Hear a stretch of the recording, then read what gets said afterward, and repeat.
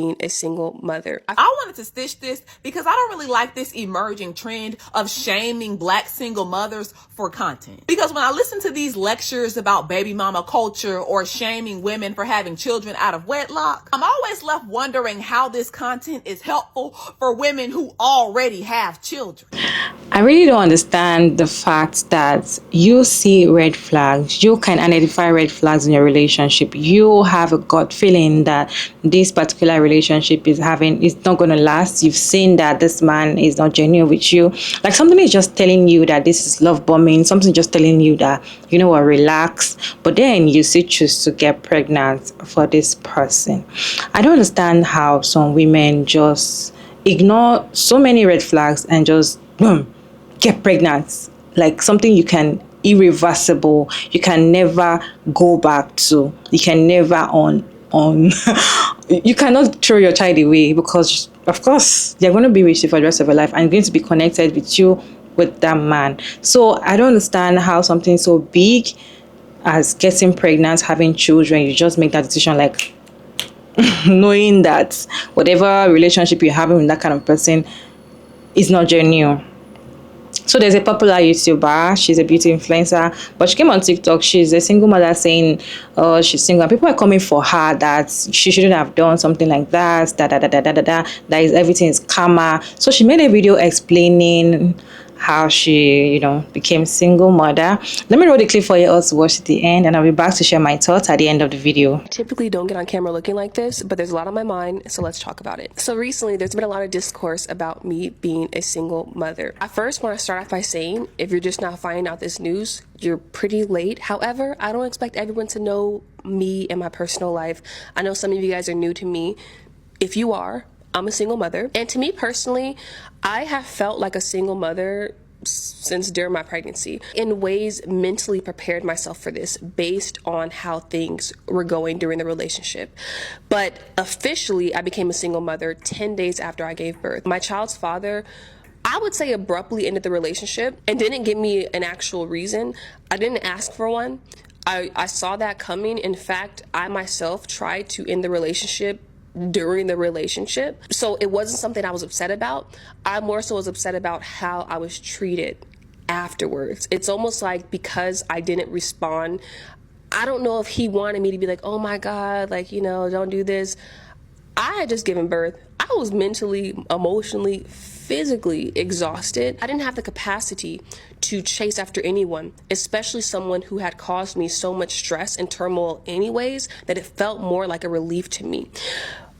But because I didn't respond in the way that I believe he was hoping I responded, so much of what he did after the fact was what made me think like, yo, are you trying to make my life hard? Are you trying to ruin my life? There's so many details that I have not shared in order to not just protect him, but to also to try to keep some peace. But it seems like no matter what I do, no matter how flexible I've been, no matter how chill I've been, there's no such thing as peace when dealing with someone who happens to be how he is. Now, there's been a lot of people talking about, oh, well, this is bound to happen. She barely knew him. I told you guys that.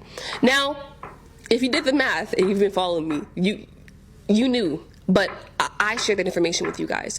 I've held myself accountable for that. I have said, I did not know him long enough before not even just getting pregnant by him, before even sleeping with him, getting into a relationship. I did not know that man or his family long enough before making such a big decision like the one that I made.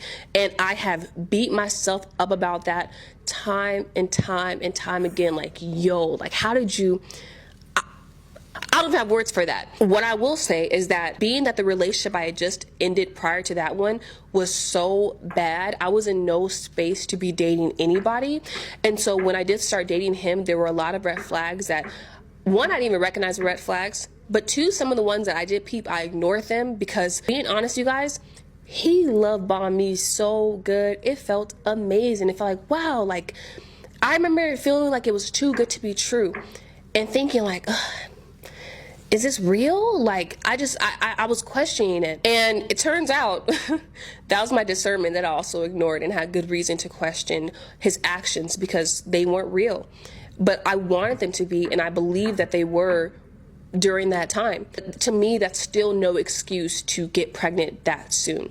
However, since sharing this information, there's been many women who, if you've shared your story with me, thank you for trusting me with it, that have expressed to me to not fixate so much on how long I did or didn't know him, because the reality is some men change during pregnancy, after pregnancy. This could happen to anyone.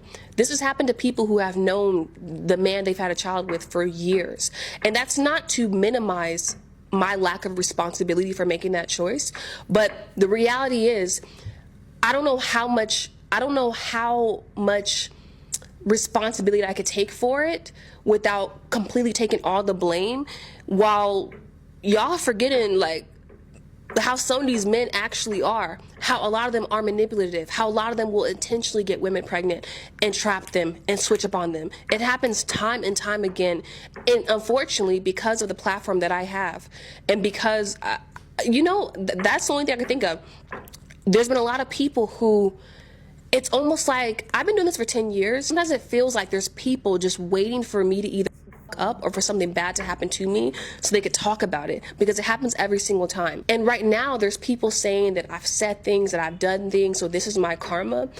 I want to let you know, if you're one of those people, I want you to look in the mirror and acknowledge what a hypocrite you are, because there's been a lot of people talking about, oh, well, she's made fun of this person and she's said this and she's done this.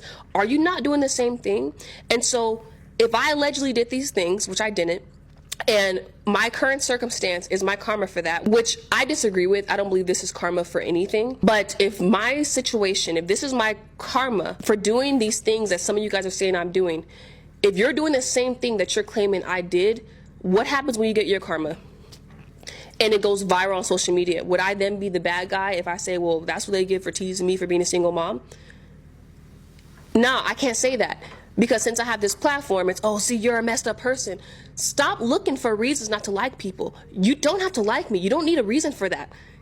You don't. And you don't have to follow me either, because there's a lot of people who are engaging in negative discourse about me, saying all these negative things about me, but you follow me. And I'm not forcing you to do that. If you're following me in hopes that you see me fail, not gonna happen. If you're following me in hopes that you see me mess up, that probably will happen, because guess what? Just because someone has a huge platform, it doesn't mean they're not a person. I'm not a robot. So yes, I'm going to mess up. I'm 29 years old. I don't know how much time I have on this earth, but I can guarantee you that if I live until I'm 80, from 29 to 80, you'll think I'm gonna during that time? Do you not yourself? There's so many people who follow influencers waiting for them to mess up, looking for reasons to dislike them. They don't even realize how much projection they're doing. A lot of you guys project who you are onto me, and that's the reality. A lot of you guys project how you feel about yourself onto me. There's so many people who talk about, well, I think she's actually really mean. You're being mean right now. Stop projecting who you are onto me. What do you want me to say? Do I have my mean moments? Yes. Are there opinions and thoughts that if I shared them, some of you guys would disagree with them? Absolutely. I'm very opinionated. I'm not getting on here for everyone to agree with me either. I do my makeup videos, I do my hair videos, I do my little fragrance reviews, I do my little vlogs, and I keep it moving. I never told you guys to expect perfection out of me. The reason why I share the shitty things I experience, example, what I'm experiencing right now, is so that you guys know that I don't have a perfect life. Everything isn't sweet all the time. You know what I mean? Like, if I could share the good, I could share the bad, and that's what I do. Another thing, there's so many people who express that there's so many influencers that are just fake, like they don't show the real them. I show the real me, and I get criticized for it. Like, what do you want? What do you actually want? I feel like with the internet, like, you guys don't give people any room to grow. Some of you guys do, though, and I appreciate y'all. But you know what I'm talking about? Like, but then you're like, oh, grow, be this person, be perfect. Where's the room to do that? Can I get some room to do it? Anyways, that's a whole other rant. I'll talk more about this, if you guys would like to hear just my experience. I would like to share more, especially here on TikTok. But yes, I'm a single mother. I've been a single mother, like I said, for a while now. I think I've done a great job at navigating through this situation that I've put myself in, and I'm gonna continue to do that. And if you're someone that is celebrating this fact or in support of the hate I'm receiving, I don't want you a part of my community, because let's not forget, I'm still postpartum. I'm still going through a lot behind the scenes that I don't share online. I don't want to get on here and see people talking about, well, that's what she gets. I'm going to block you. And I say that because there's a lot of people who complain about getting blocked. Or why does she block me? She's so mean. You're mean. Stop projecting that onto me. And that concludes my TED Talk. Hello, my people, and welcome back again to another interesting video. It is your favorite girl again, Maria Davids, and I'm back again with another interesting video. You all, what is your take on this video? I don't support people shaming single women, single mothers. I don't support people shaming them because, of course, they made their decision. They are the one that's going to suffer it at the end of the day. So I don't support it. But then let me know your own thoughts about this video down in the comments. If you really know her, someone like me, I don't really watch her content like that. I just come across her video once or twice, you know. But then if you really watch her, probably you will enjoy the conversation more. Or if not, you should also enjoy the conversation whereby you know somebody for just a month and you decide to get pregnant for the person. I have a few reactions on this video. Let's watch some reactions together and I'll be back to share my thoughts at the end of the video. So somehow I ended up on Armand TikTok and went down that rabbit hole. Roe v. Wade and giving women choice was to avoid stuff like this. Getting pregnant after a month, having the baby, like what it is, and more importantly for your child not to be the victim. The only victim in this situation is the baby. But it seems like we have gone backwards. And when I say we, I'm talking about American women. The baby mamas come in every color of the rainbow and the baby daddies come in every color of the rainbow. And behaviors like this and the random guy in Atlanta, it's like, ladies, these are beautiful women. These are women who are educated and have jobs and, you know, professional women. And it's like we're almost going backwards with the my body, my choice. You know what I'm saying? And it's like we're being so careless with our reproductive power. And that is very, very concerning. So let's talk about it. So recently there's been a lot of discourse about me being a single mother. I wanted to stitch this because I don't really like this emerging trend of shaming Black single mothers for content. Because when I listen to these lectures about baby mama culture or shaming women for having children out of wedlock, I'm always left wondering how this content is helpful for women who already have children. Y'all aren't making videos educating childless women or men about birth control, family planning, sexual health, reproductive abuse. Y'all find women who are already single mothers so you can tell them that they shouldn't have had the children that they already have. These are women who are already living the most profound consequences of their reproductive decisions in a society that treats fathers as an afterthought, even in two-parent households. So creating discourse that's meant to rub their faces in the residue of their broken homes doesn't do anything but make y'all feel better. And I can tell that a lot of y'all don't actually give a fuck about the betterment of Black mothers because y'all get on this app and advocate for them to be stripped of one of the main things that can help them raise their children more effectively.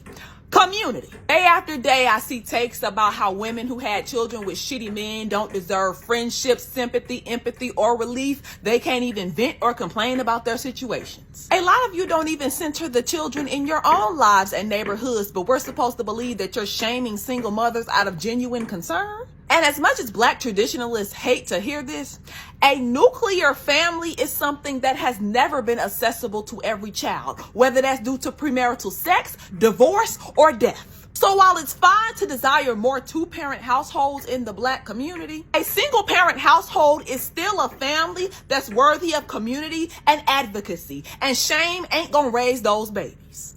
Let's talk about narcissists for a second, because I need to speak on it. Today, I was watching this video by Armand, which is like one of my favorite YouTubers. Like, I've been watching her hella long. And she was talking about a situation that someone she knows is in where they're dealing with a narcissist. It really just made me begin to reflect on like the people in my life and truly try to identify the behaviors of these people and anyone in my life so that I can know like if I have someone in my life like that. So she really just starts off by talking about how narcissists prey on people who are empathetic. So she goes on to say that just narcissists, they love people who are giving people. They love people who are kind. You know, they're free with their time, they're free with their money, they're very free with everything. They look for those types of people. They also look for people who are just genuinely good people, people who would not want to see anybody struggle, people who, you know, would not want to see someone that they love struggle, but also people who they know can, like, they can manipulate. So she really talks about like love bombing and how love bombing is like step one of every narcissist's like way of getting into your life pretty much and finding their next victim. So narcissists in the beginning usually go and they are the belle of the ball. They are the person that is the most fun in the room. They have the most seemingly infectious personality. They're the life of the party. When they walk in, everybody knows them. And, you know, usually they have a lot of people always around them. So the way you get caught up in their web is that you fall in love with that person. Like, you fall in love with the beginning person, right? The social butterfly, the super confident, you know, guy or girl, the super confident, you know, seemingly confident person that they are. They're also showing you around, they're taking you out, they're introducing you to people, they're buying you things, they're taking you on dates, they're making you feel like you are having such a great time and they are such a great person because they're around all of these people. And that's usually how you get stuck in their web, because the great times seem so great. Now, things usually take a turn, obviously, once this narcissist and the victim essentially gets more comfortable. The narcissist starts to show their true self. And then that leads to the next thing. The narcissist begins to drop crumbs, essentially. Through all of the turmoil that you are now experiencing, time and time again, they will drop little crumbs and they will, you know, kind of make you feel like this is who they were in the beginning. And she was just talking about how, like, that gives you false hope. Like, you see, oh my gosh, like, if I just, you know, literally do everything that they say, if I literally just, you know, act the way they want me to act, there will be peace, but also too, we can get back to what we used to be, because you remember that's what you fell in love with. That's what drew you to this person. When in actuality, this person never existed. It was a false identity that they were portraying in order to kind of get you caught up in their web. She also goes to talk about other things narcissists do, and one of those being making you feel like you cannot address anything with them. A lot of times when people are dating narcissists, you know, you kind of find yourself in a place where you are putting your wants and needs and things that would essentially be deal breakers for you on the back burner just to not trigger this person. It can be something as simple as this person comes home and just kicks their shoes off and they don't put it in the designated area for shoes in the house. So the victim will go and address it and say, hey, babe, next time, can you just make sure that when you come home, you know, we're putting things away because I just cleaned up the house. And, you know, it just makes it easier if you just take your shoes off in the place where they go. The narcissist's natural reaction is to play victim. So they will immediately be like, well, I just got home from work and you're bitching about some shoes for, like, you get me? Like, it gets to the point where, like, whenever you start to address anything that might bother you, even the slightest bit, it's a problem. It's the biggest blowout. They don't understand why you are so ungrateful and why you have to, you know, bitch about everything, when in actuality, it's not bitching. It's simply you just wanting to maintain the household that you live in. And that's just one example. Obviously, there's multiple examples of that. Then Arnell also goes on to talk about how narcissists tend to blame the victim for a lot of things that go on in their life. She talks about how most of the time they come from, a not so great family background. And if you ever meet their parents, 9 times out of 10, the parents are also narcissists. And it's 9 times out of 10, the mother that is the toxic one in the relationship. So they just grew up knowing toxic behavior. And then you get around their family members and you see like, wow, your mom is gaslighting you constantly. So I can see why you're constantly gaslighting me. Everything that goes wrong in their life is your fault. If they got a speeding ticket, somehow it's your fault. If they got to work late that day, somehow it's your fault. They will find the detail in the day to make their biggest problems your fault. And it's truly heartbreaking to know that a lot of people suffer from this, but also too, it's heartbreaking to know that a lot of people are like this and you don't know who you're with until it's too late. And a lot of times the people who narcissists choose as their victims are truly kind people that develop these relationships and they care about the person that they are with. And then on top of that, you also cannot help but think you could do something different. You try to blame yourself and try to say, you know what, I could have done this differently. I could have did this differently. I could have done this better. And you're trying to search for ways that you could improve when the whole time there's nothing wrong with you. Ew. It's the person, the fucking narcissist, that is just making you feel like there's something wrong with you, because that's the only way they will keep you there. If you constantly feel like you are fucking up, 9 times out of 10, you won't leave a relationship because you are convinced yourself like, oh, well, I should be grateful he's still with me if I'm constantly fucking up. Or like, damn, like he's with me and I'm not, where I need to be, or I'm not doing what I need to do and he's still with me. Like, wow, like, you kind of see that as admirable, but like realistically, you're not doing anything wrong.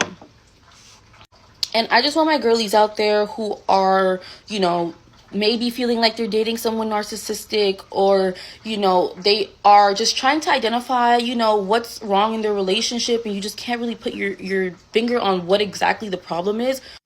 It definitely could be that, you're dealing with someone who's a narcissist and you will never break through to them. And the only way you can heal from it is if you remove yourself from the situation completely. Whenever you are ready to do that, now obviously that is different for everybody, but once you identify these behaviors, it's so important for you to come up with a game plan to get out of there, because you will be stuck in this vicious cycle, because they are takers. They will suck everything out of you until there is literally nothing left. And when there is nothing left, they will blame you for the fucked up life that they are left with after you're gone. Because that's just how narcissists are. They literally never stop and take accountability. They will always blame someone else. So after you're dead and gone and you are dried up because you have nothing else to give, they will still blame you for their lives not being the way it should have been, and that you're leaving them and you're leaving them with nothing. And what are they supposed to do about it? Because you're leaving them with nothing. And it's not even about how can they be a better person. It's never about that. And to all of my girlies who are struggling with something like this, or they're in this type of relationship, I pray that you find healing. I pray that you find the answers. I pray that you end up on the other side victorious. I pray that you are able to really take yourself out of this situation, because it takes strength and it takes will, but you just have to push through it, because you will never be happy with that person in your life. Okay, we'll chat later. Love you guys. If you're still here, kindly put your thoughts and your comments and your suggestion and your opinion down in the comment section, because in this channel, all opinions are accepted if you put them down respectfully. Okay, so for me, I feel like what I am not in support of is knowing somebody for just a month and getting pregnant for the person.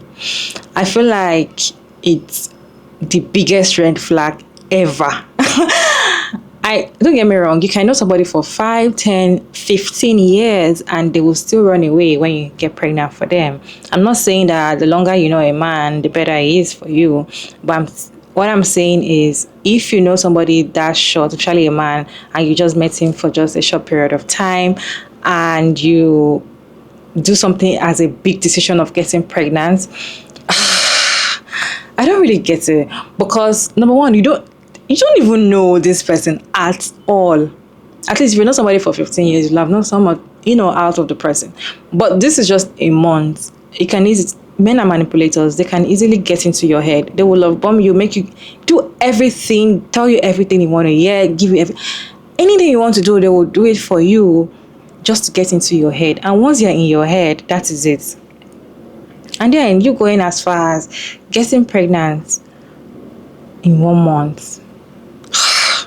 I believe that probably she must have had this feeling that it is all scam. I feel like she must have known that she's making a mistake.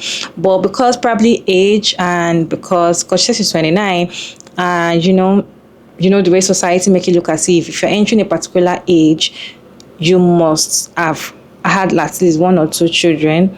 That is age 30. They make that age 30 to be, a very scary age for me. I'm just assuming, I'm not sure. They make that age 30 to be like a scary age for women, that okay, once you go to 30, you must have a man. If you don't have a man, you're a failure as a woman. No matter the money you have, you're a failure. And if you don't have a child, you're a failure as well, blah, blah, blah, blah, blah. Or try to have your child before 30 so that you don't have complications during childbirth or something. So I feel like probably, I'm just assuming, I'm not sure.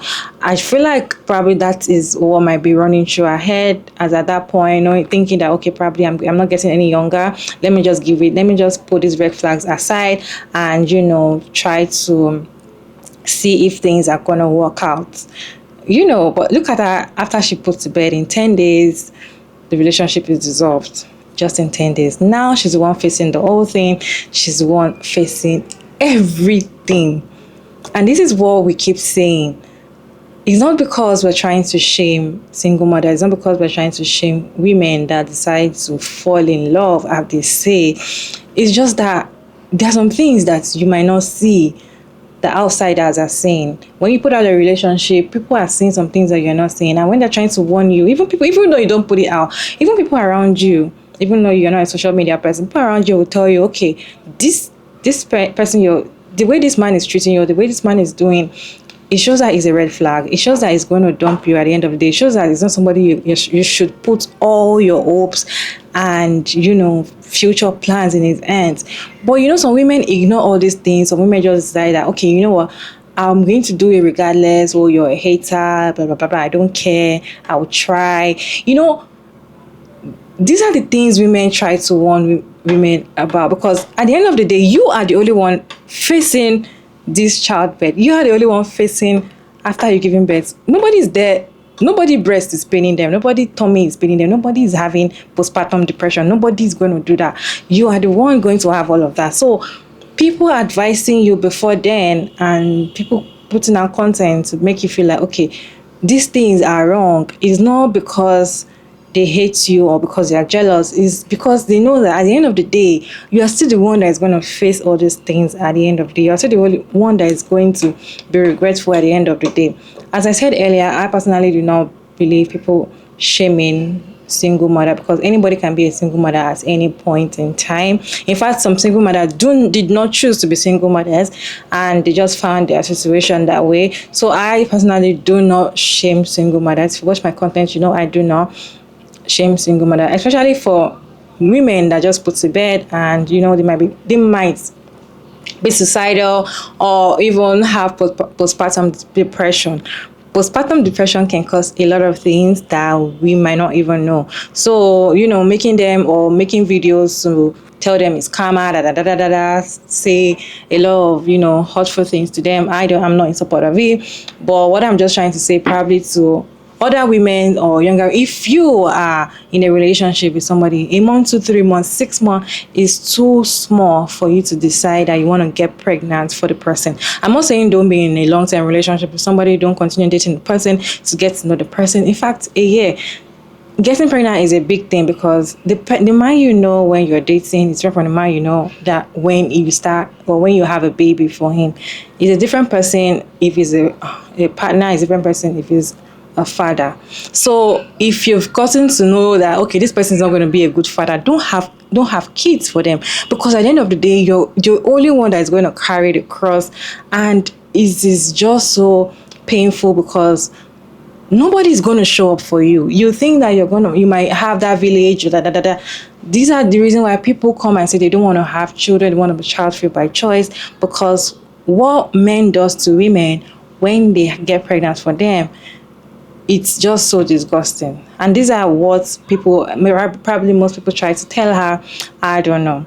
But then let me know your thought about this video down in the comment section. I really love to hear your thoughts and your opinion respectfully. And thank you all so much for sticking around to this point. I hope you enjoyed this video. Don't forget to like and share and subscribe, and kindly turn on the post notification bell so you can get notified once I upload another interesting video like this one. And of course, I'll see you all in my next video. Bye.